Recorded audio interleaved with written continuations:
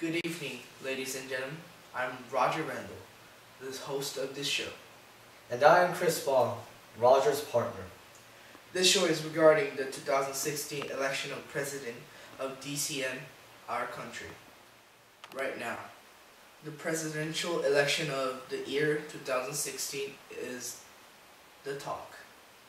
There are two major candidates battling each other, Eric Zenger and Nan Covell. Eric Zenger is the Republican from the Zenger Republican Party, and Nan Covell is the Democrat from the Steam Democratic Party.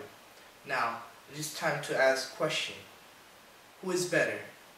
We say that Mr. Zenger is the better candidate for several big reasons.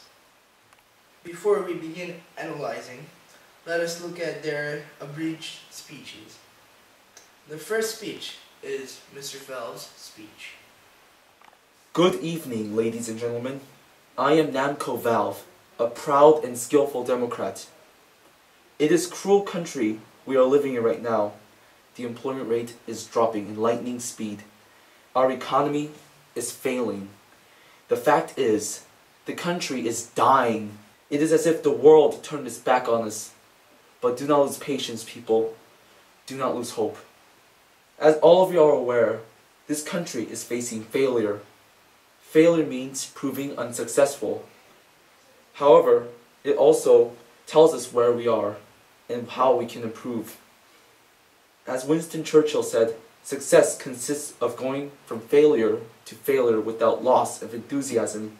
We must not lose patience and enthusiasm, people. I plan to make amends to our economic system. Our system is good, but it is failing due to minuscule flaws that we missed out. A risk is not required to save this country. I promise all of you that if you vote for me, this country will return to its former glory and everyone will live with no economic worries. Thank you. The next speech is Mr. Zenger's speech. My fellow countrymen, I come before you as a man who wishes to lead this country. My name is Eric Zenger. I am a humble Republican. Right now we are living in hard times. Prices are rising, payments are decreasing, and families are losing their jobs. Above all these problems, there's one major problem that this country has, and it is division. I'm not talking about a national border that divides nations or states. What I'm talking about is the division between individuals. People no longer care for each other who are in the same boat as them. In fact, they would rather just throw other people away, hoping to relieve the burden that they carry. People, however, do not know that doing this generates even more of a burden. Today, individuals are living lives of their own. Making money, spending money, and making more money, spending more money. Answer this question for me. Just how long do you think you are going to last like that in this economically unstable world? People today are constantly losing jobs. The number of ways to support your family is steadily decreasing. I tell you, if we do not change, the people, no, the whole country is going to die out. We have witnessed the fall of many nations due to the division between individuals. This happened because people thought that they could last longer when they provide less help to others. However, the less you give to others, the less you are going to get. Meaning, these people were not able to get help because none of them were willing to help each other. This is one of the factors of the decay of a country. And the cold fact is, this country has that factor. But do not lose hope. For it is not too late for us. If you wish to save my country, your country, our country. If you wish to have your children live in a country with happiness, you must do one thing. You must change your ways.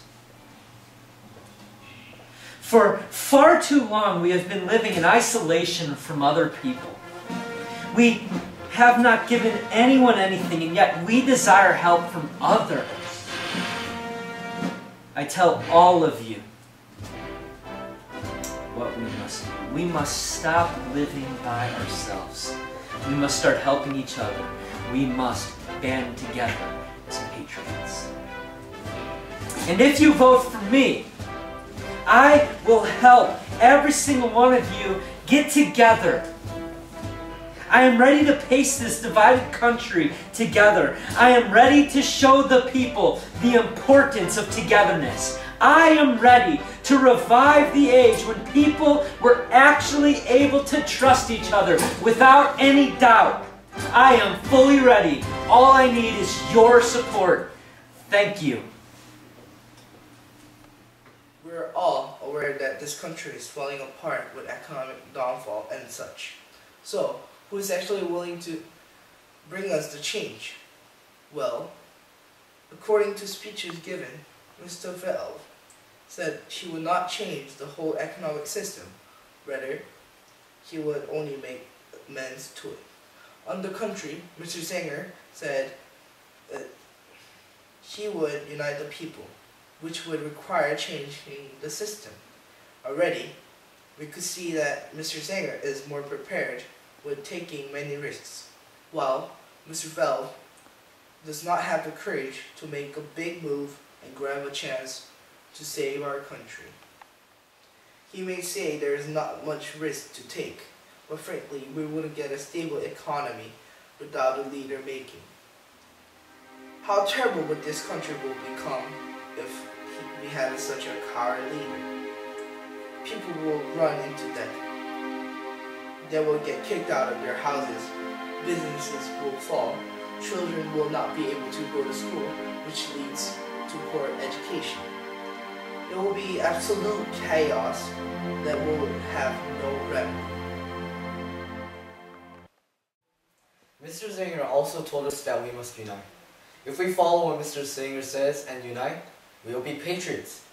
How glorious is it to be a patriot? What more must I say? Being patriots will be the right thing to do as a citizen.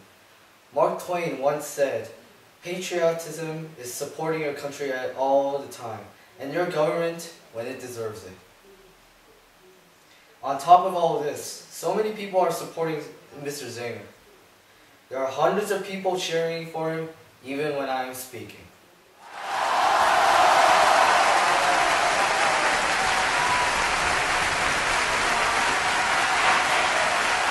Another point to be shown, even the famous political economic consultant, Mr. John Green, says that Mr. Zenger is a better candidate than Mr. Valve.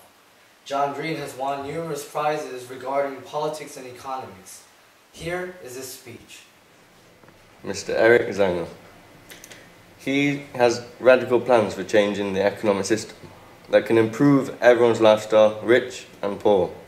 It's risky, but it would be worth a try due to the terrible economic status our country is in right now. After seeing both candidate election speeches, I must encourage the country to look deep into the future and think about who would bring a spark into the economy state and who would take it into the dark shadows. That's all I have to say on this subject. Thank you. Now, we know that Mr. Zenger is the most competent candidate for the 2016 election. There are no other candidates that are capable enough to outmatch him. For Mr. Zenger for 16. Thank you for joining us and have a nice day.